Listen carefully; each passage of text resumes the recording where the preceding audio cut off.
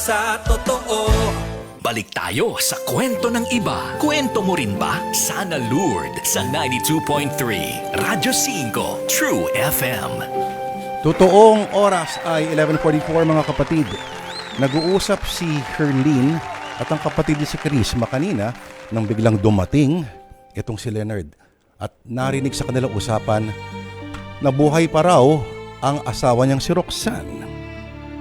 Kitang-kita sa mga mata ni Leonard ang galit. Feeling ni Leonard siya ay tinraidor nitong babaeng nag-alay sa kanya ng katawan. Pero walang sikretong hindi nabubunyag sa kasaysayan. Mga kapatid, may babalikan ba itong si Leonard o magtutuloy-tuloy sa kanyang buhay kasama si Herlene? Tuloy na po natin ang ating tampok na kwento sa araw na ito. Kung ako na lang sana.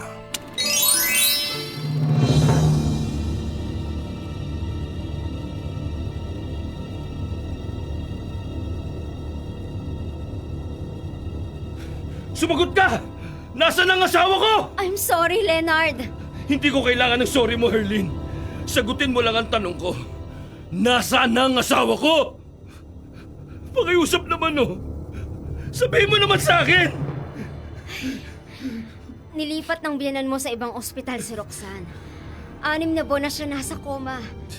Walang makakapagsabi kung hanggang kailan siya mabubuhay. Pero buhay si Roxanne! Buhay pa rin ang asawa ko! Herlene, bakit mo naman ginawa sa akin to? Bakit ka nagsinungaling? For 9 months, nagluksa ako sa pagkamatay ni Roxanne. Araw-gabi umiiyak ako kasi hindi ko matanggap na patay na ang asawa ko. Tapos eto, malalaman ko na niloko mo ako! Leonard! Hindi ko intensyon na lokohin ka. Ang akala ko din ang unang patay na si Roxanne eh. Dahil yun ang sinabi sa akin ni Tita Rebecca. Kailangan ko lang din nalaman na buhay pa pala si Roxanne nung magkita kami ng pinsan niyang si Ron. Pero mas pinili mong isikreto sa akin ang totoo. Kasi natatakot ka na baka mawala ang pagmamahal ko sa'yo. Oo, Leonard! Natatakot ako mawala ka sa akin kaya ginawa ko yon. Patawarin mo ako.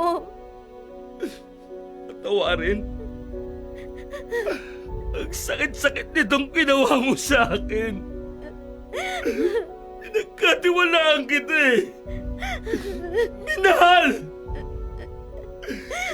Ikaw ang naging sandalang ko. Pero, bakit mo naman ako niloko? Patawarin mo ako, Leonard. Sorry. Bakit, Herlene? Bakit sa dirami-rami na pwedeng manloko sa akin? Bakit ikaw pa?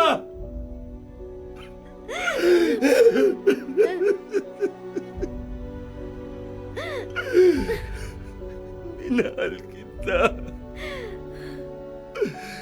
Nagkaroon ka ng puwang sa puso ko. Pero dahil dito sa ginawa mo, lahat ng pagmamahal ko sa'yo, unti-unting napalitan ng sama ng loob. Patawarin mo ako, Leonard. Ang gusto ko lang naman mahalin mo ako eh. Leonard, gusto ko lang maramdaman mula sa'yo na mahalaga na ako sa buhay mo. Alam mo, Herlene, ngayon ko lang na-realize kung bakit hindi kita magawang mahalin. Alam mo kung bakit? Dahil makasarili ka! Sarili mo lang ang mahalaga sa'yo! At huwag na huwag mong sasabihin sa akin na mahal mo ko, kaya mo ginawa ito. Kasi hindi ako naniniwala. Dahil kung mahal mo ko, hindi mo ko sasaktan ng ganito eh. I hate you, Herlene! I hate you! Leonard! Dadalhin ko ang galit na to hanggang sa mamatay ako!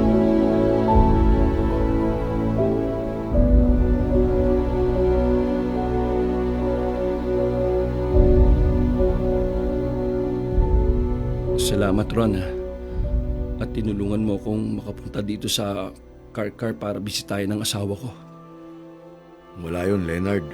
Siya nga pala. Nasa kwarto sa itaas nakaratay ang asawa mo. Hanggang ngayon nasa koma pa rin siya. Kaya napilitan na lang ang mga kapatid niya na kuhanan siya ng sariling life support machine. Kasi kung sa ospital baka mamulubi na ang biyanan mo. Halika, sama mo ako sa itaas.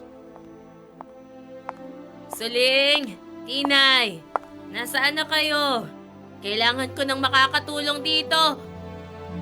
Leonard, anong ginagawa mo rito? Nandito po ako para bisitahin ang asawa ko.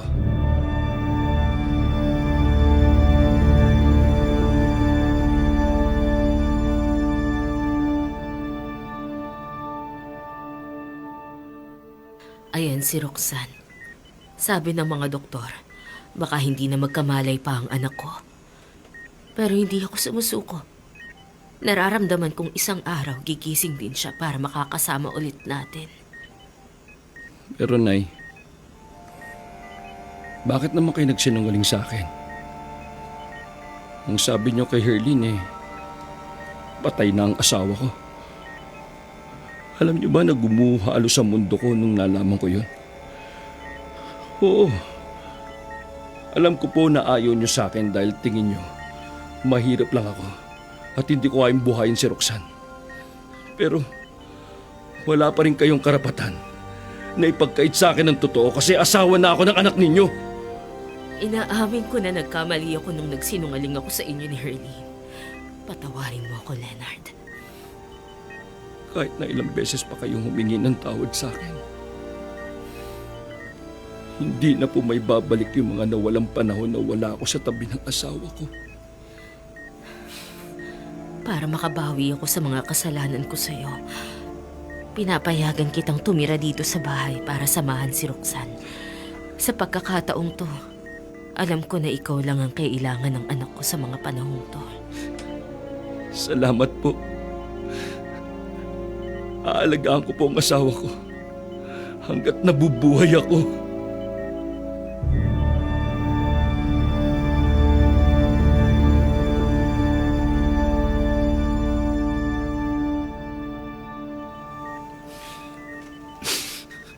Roxanne. Roxanne. Nakikiusap ako. Magkamalay ka na sana. Gumising ka na. Nakikiusap ako. Kailangan ko ng lakas mo. At hindi ko magagawang lumaban para sa buhay ko kung wala ka. Roxanne, ikaw lang ang dahilan kaya ako nabubuhay ngayon. Roxanne, please.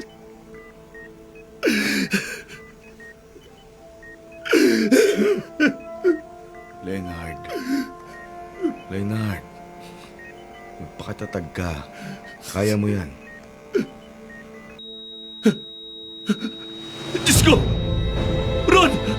Ano nangyayari sa asawa ko? Ron! Tawagin mo si nanay! Tawagin mo si nanay Rebecca, dali! Sige, tatawagin ko. Roxanne! Roxanne, makiusap! Huwag mo akong iwanan! Huwag ka mamatay! Makiusap! Roxanne!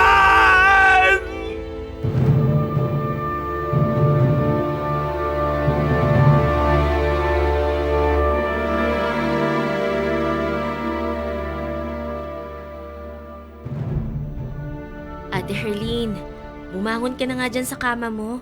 Magtatanghali na. Wala akong ganang bumangon, Karisma. Kailan mo ba marirealize na malawak ang mundo? Hindi lang si Leonard. Oo, nandun na ako, na mahal mo siya. Pero kailangan mo nang mag-move on. Wala na siya, iniwan ka na niya para balikan yung asawa niya. Karisma. Oh, ayan, umiiyak ka na naman.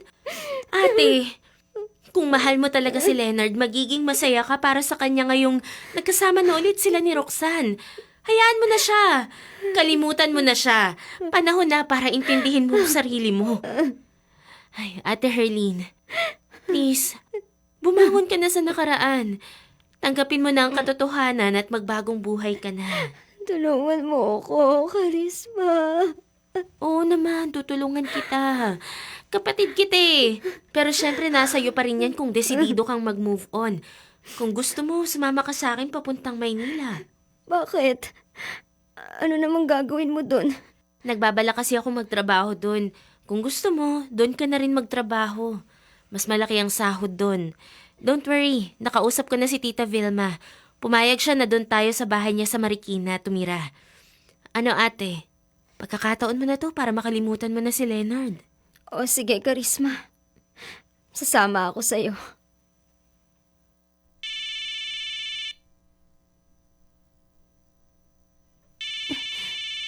Nagre-ring ang cellphone ko. Pakikuha naman dyan sa tabi mo. Sinong tumatawag? Si Ron, yung pinsan ni Roxanne. Ikaw nang kumausap. Sabihin mo wala ako sa mood ngayon para makipag-usap. O sige, ako nang sasagot. Hello? Si Karisma to, yung kapatid ni Herlene. Anong balita? Ano? Totoo ba yan? Sige, sasabihin ko sa kapatid ko. Bye. O, anong sabi ni Ron? Si Roxanne, patay na daw.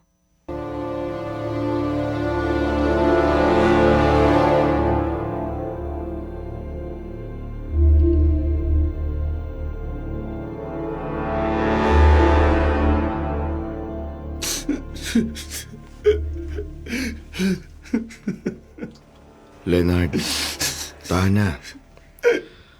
Ganun talaga ang buhay. Kailangan ng lumisan ng asawa mo. Hanggang doon na lang ang kaya niya. Leonard, kailangan na nating tanggapin ang nangyari.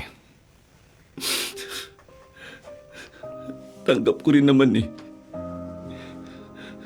Tapos na rin kasi yung paghihirap ng asawa ko. Siguro, masaya na siya ngayon sa piling ng Diyos. Huwag kang mag-alala. Hindi ka rin niya iiwan ng tuluyan. Alam ko at alam mong babantayan ka ng asawa mo kahit na nasa kabilang buhay na siya. Ibali Ron. Malapit na rin naman kaming magkita ng asawa ko eh. Nararamdaman ko, malapit na rin ako mamatay. Sana nga lang pagka namatay ako, gusto ko, susunduin ako ng pamilya ko.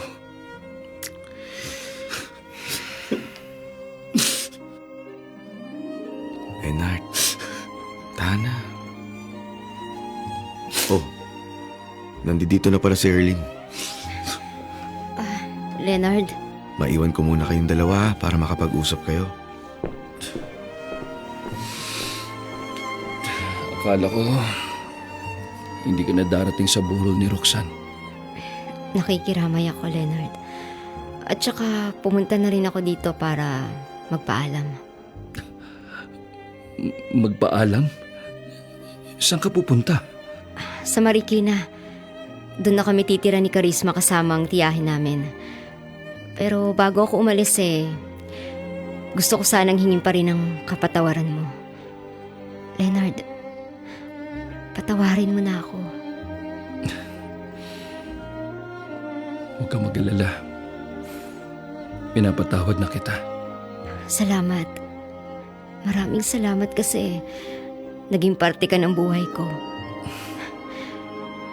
Sayang kasi kailangan kong kalimutan ang mga happy memories natin para tuluyan na ako makapag-move on sa'yo. Herlene, Wala man ako sa tabi mo palagi pero tatandaan mo na malalampasan mo din yung mga pagsubok na dumarating sa buhay mo, ha? Basta, palagi ka lang magdarasal sa Diyos. Isasama din kita sa mga dasal ko. Herlin, Oh. Paano, Leonard? Sige, kailangan ko na umalis. Hindi ko alam kung magkikita pa tayo pagkatapos nito. Basta, Leonard, handa ako nang tanggapin na hanggang dito na lang tayo. Paalam. At tuluyan nang namaalam si Herlin kay Leonard at sumama sa kapatid para manirahan at magtrabaho sa Marikina. Doon sinubukan niyang kalimutan si Leonard at ipagpatuloy ang buhay. Pero makalipas ang 2 buwan, nabalitaan na lamang nitong si Herlin na namatay na si Leonard. Bagamat broken-hearted, tinanggap ni Herlin ang katotohanan. At yun ang naging dahilan para tuluyan na siyang Herlin Shen. At nakatakda silang ikasal sa susunod na taon. At dito po nagtatapos ang kwento ni Herlin ng Mandawi, Cebu na pinamagatang Kung Ako Na Lang Sana.